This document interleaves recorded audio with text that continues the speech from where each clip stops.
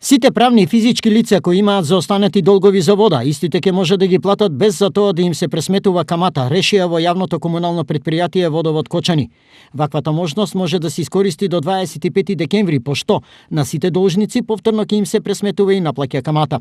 Корисниците на услугите на комуналното јавно предпријатие Водовод Кочани, тоа важи и за физички и за правни лица, кои имаат заостанат долг за извршени комунални услуги, дали се тужен долг или редовен долг, независно, да го платат истиот без пресметана камата за задочното плаќање. Доколку го платат истиот долг во целосно во предвидениот рок.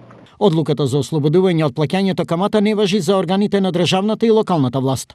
Според евиденцијата на службите во Водовод, поголем број од корисниците кои имаат заостанати сметки се домаќинствата, во споредба со бројот на правните лица кои се регистрирани како должници.